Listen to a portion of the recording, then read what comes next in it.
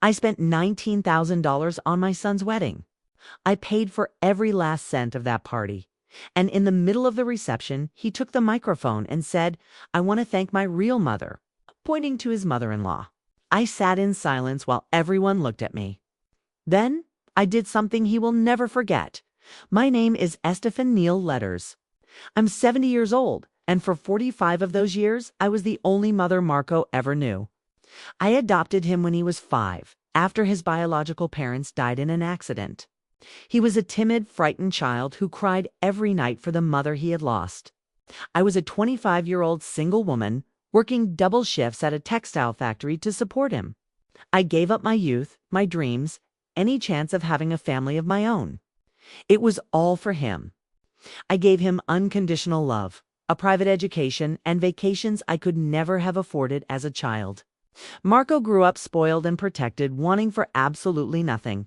I sacrificed everything I had and everything. I was for the boy who now publicly disdained me. When he turned 18, I told him the truth about his adoption. His reaction was cold, distant. "I already knew," he said. "I always knew you weren't my real mother." Those words pierced me like knives, but I thought we would get past it with time.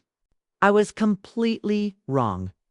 3 years ago, Marco met Barbara, a calculating woman who saw me as an obstacle from day one. She came from a wealthy family.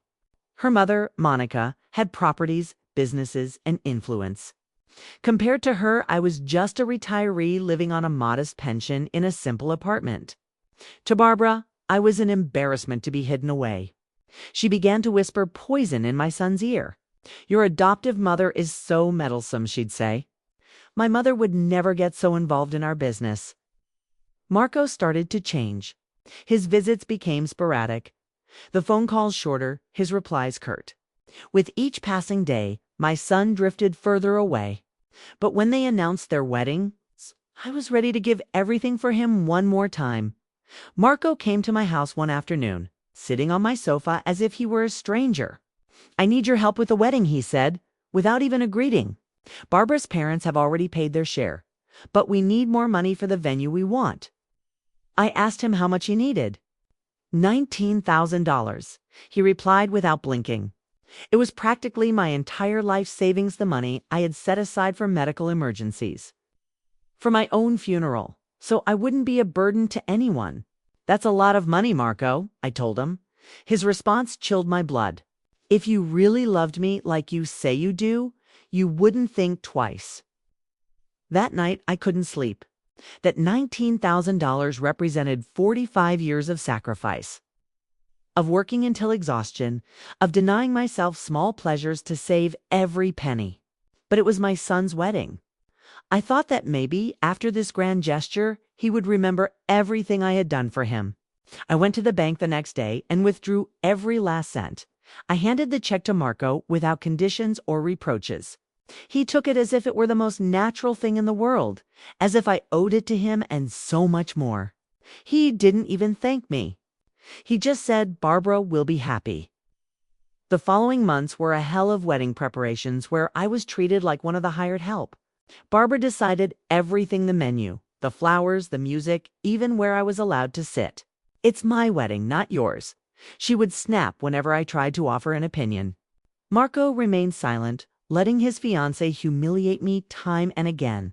When I suggested inviting a few of my old friends from the factory, Barbara looked at me with contempt. "We don't want this wedding to look common," she sneered. Marco just nodded.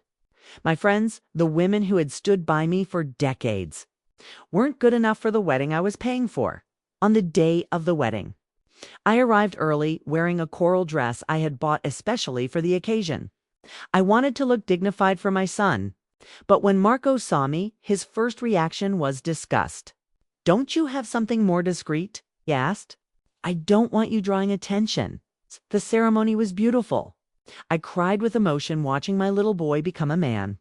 Despite everything, he was still my son. I thought naively that things might improve between us after the wedding. Then came the moment for the thank you speeches at the reception. Marco took the microphone, smiled at all the guests, and spoke the words that shattered my world. "I want to thank my real mother, Monica, for welcoming me into her family with so much love," he announced, pointing to his mother-in-law as everyone applauded. There, sitting at that table in my coral dress with my heart in pieces, I made the most important decision of my life. That night, Marco was going to learn what it meant to lose everything.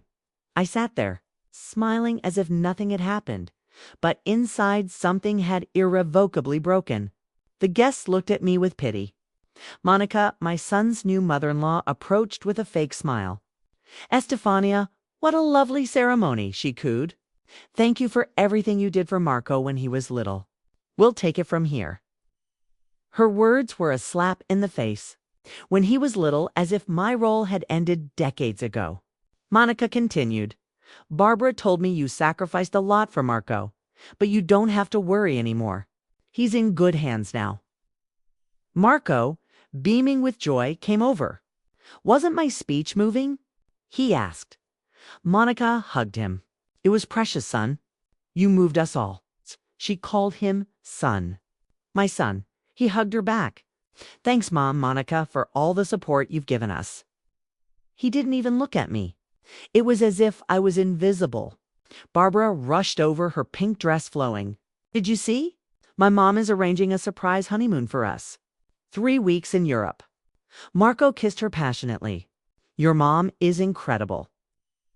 There I was, the woman who had paid $19,000 for this party. Watching them celebrate gifts from someone else, I decided to leave around midnight. "I'm going, son," I said as I approached him. "It was a beautiful wedding." "All right. Thanks for coming," he replied, barely looking up from his conversation, as if I were just any other guest. On my way out, Barbara intercepted me. "Estefania, before you go, I wanted to ask you a favor." My heart fluttered with a sliver of hope. "Marco and I are planning to buy a house after the honeymoon. We know you have some more savings tucked away." I was frozen. "Barbara, I just spent all my savings on this wedding." She smiled condescendingly. "Come on, Estefania Letters. A woman your age doesn't need that much money. Besides, it would be an investment in your son's future. Think about it." She walked away, leaving me speechless. Driving home in my 15-year-old sedan, tears finally streamed down my face. 45 years of unconditional love, summarized in one night of public humiliation. The next day, Marco called from the airport. "Just wanted to let you know we're leaving for our honeymoon," he said impatiently. "Oh, and Barbara wanted me to tell you that when we get back, we're going to need help with the new house. You know, it's time for you to show how much you love me." That was the last straw. "Marco," I said, my voice trembling, "I just spent all my savings on your wedding." He sighed with irritation. "Mom, don't be dramatic. I know you have more money saved up." The line went dead. He didn't even say goodbye in that moment. Something inside me snapped. For 70 years, I had been a submissive woman who swallowed her pride. But that phone call awakened a part of me I didn't know existed. Marco didn't see me as a mother. He saw me as an ATM. I walked to my bedroom and opened a dresser drawer. At the bottom was an envelope I hadn't touched in years, containing documents Marco had never seen. I pulled out the papers, certificates of deposit, property deeds, insurance policies. It was the inheritance from my father, a fortune I had kept secret for decades. Marco thought I was a poor retiree. He had no idea his adoptive mother owned properties valued in the hundreds of thousands of dollars. He didn't know I had accounts at 3 different banks.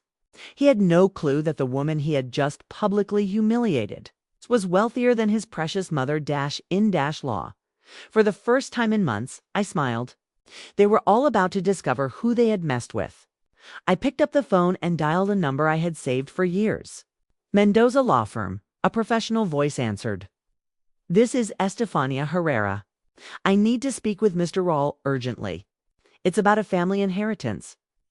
3 days later, I sat across from Mr. Rawl in his mahogany-paneled office. "I want to review all my assets, Mr. Rawl. Properties, bank accounts, investments, everything." As he reviewed the updated documents, his eyes widened. "Impressive," he murmured.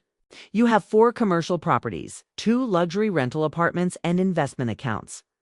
For a total value of K." He paused, looking at me over his glasses. Baasha Siwan Mayan, Estefanía letters. While Marco had humiliated me over $19,000, I had a fortune he knew nothing about. Mr. Rawl, I said with a firm voice, I want to make some changes to my will. I instructed him to remove Marco as a beneficiary of all my assets. In his place, I would create a charitable foundation for single mothers who adopt children. Are you sure? The lawyer asked. Completely. My son made it very clear at his wedding that I am not his real mother. If that's the case, he has no right to inherit anything from a stranger. I also had him prepare an official letter informing Marco of these changes. That afternoon, I visited one of my properties, a sleek office building downtown. I told the manager Elias that I wanted to see the penthouse, which had been vacant for months. It was spectacular. Cancel the rental listing, I told him. I'm moving in. The next day, as movers packed up my modest apartment, Marco called. He had just returned from his honeymoon. Mom, where are you? I went to your apartment and there are moving trucks outside. I'm moving, Marco, I replied calmly. Moving where? Why didn't you tell me? I didn't think it was necessary. After all, as you made clear, I'm not your real mother. If you need me, my new number is with Mr. Rawl, the lawyer. He has all my updated information. A lawyer. Mom, what's going on? For the first time, I detected fear in his voice. I'm just putting my affairs in order, son. It's the responsible thing to do at 70. I hung up. 3 days later, my phone rang. It was Monica. Her voice had lost its fake sweetness. Estefanía, we need to talk urgently. Marco told me you moved and have a lawyer. Barbara is very worried. Nothing to worry about, I said coolly. I just decided to make some changes in my life. At 70, you learn that life is too short to waste on people who don't value you. Could we meet? She asked. I think there's been a misunderstanding. Course, Monica. But you'll have to come to my new apartment. I gave her the address of the Solarium building, one of the most exclusive in the city. I knew she'd recognize it. 2 hours later, Monica, Barbara, and Marco arrived. When the elevator doors opened to my floor, their jaws dropped. Holy Mother, Barbara muttered, staring at the lavish penthouse. Marco walked through the living room as if in a museum, touching the furniture in disbelief. Mom, he finally stammered, where did you get the money for all this? Dear Marco, I began, savoring the moment. There are many things about your adoptive mother you never bothered to ask. I explained about my father's wise investments, the properties I had inherited. You never asked, dear. For 45 years, you only focused on what I could give you in the moment. Estefanía, Monica interjected. I understand you might be upset about some comments at the wedding, but Marco loves you. Some comments. I repeated. Marco stood before 200 guests and publicly declared that you are his real mother. That wasn't a comment, Monica. It was a declaration. Marco turned pale. Mom, I didn't mean ... Didn't mean to what, Marco? To hurt me? To humiliate me? To erase 45 years of motherhood in a single sentence? I walked to the window. When you called me the day after your wedding, asking for more money, what was your intention, Marco? The tension was thick enough to cut with a knife. This is ridiculous. Marco finally exploded. You're acting like a spoiled child. There he is, I said calmly. There's the real Marco. I retrieved a folder from my purse and spread photos of my properties on the coffee table. This is the office building where I live. I also own this apartment complex and this shopping center downtown. Their faces were masks of total disbelief. In total, I concluded, my estate is valued at $840,000. Barbara literally fainted, slumping onto the sofa. $840,000. Marco whispered, his face ashen. I then took out another document. This is my new will. Marco has been removed as the beneficiary of all my assets. I have created a foundation in his place. The silence was deafening. Mom, Marco whispered, you can't do this. I'm your son. I smiled sadly. No, Marco, as you made very clear, I am not your real mother. And if that's the case, then you are not really my son, he exploded. This is insane. You can't disinherit me over one stupid comment. Marco, I asked calmly, tell me one time in the last 3 years you called just to see how I was. One time you visited without asking for money. He couldn't. Mom, please forgive me, he begged, tears streaming down his face. I was a fool. I love you. You're my only mother. It was fascinating how $840,000 could awaken so much filial love. Marco, the saddest part of all this is that you needed to find out about my money to remember that you love me. He grew desperate. Please, we can fix this. I'll do anything. I looked at him, my decision hardening. There is one thing that would make me reconsider, I said slowly. I want you to make a public apology. A video explaining exactly what you did wrong at the wedding and why you're sorry. And I want you to post it on all your social media. Marco recoiled. A public video. But that would be humiliating. Exactly, I replied. Now you understand how I felt. He shook his head, his pride more important than my forgiveness. Then I suppose there's nothing more to talk about, I said, leading them to the door. A few days later. While shopping at the most exclusive jewelry boutique in the city, I ran into Barbara and Monica. I was trying on a spectacular $65,000 diamond necklace when they approached. Their shock at seeing me there, about to make such an extravagant purchase, was delicious. Estefanía, Monica stammered, Marco is so sorry. He hasn't eaten in days. What a shame, I replied, admiring a pair of sapphire earrings. But I'm sure you, as his real mother, can console him. They offered to buy me a gift as an apology. How generous, I murmured. But I've already chosen what I want. I gestured to the necklace around my neck. Monica's face lost all color. Their supposed wealth was clearly not what they pretended it to be. I purchased the necklace along with a matching bracelet and earrings, the total coming to over $100,000.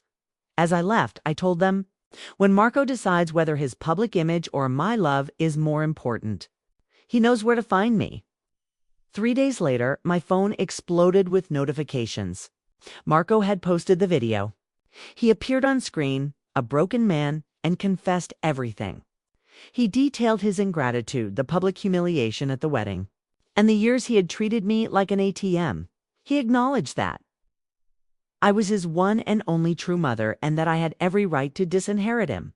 Mom, he concluded, sobbing, I don't expect your forgiveness. I just hope you find the happiness you deserve with or without me. The video went viral. Support for me poured in from everywhere.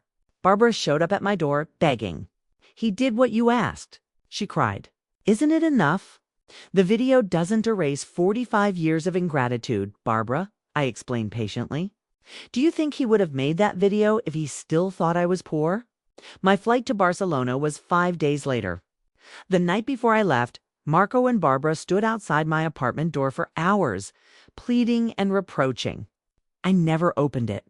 The next morning, I took a taxi to the airport, leaving my old life behind without a single look back. 6 months later, I was sitting on the terrace of my new apartment in Barcelona, watching the sunset over the Mediterranean.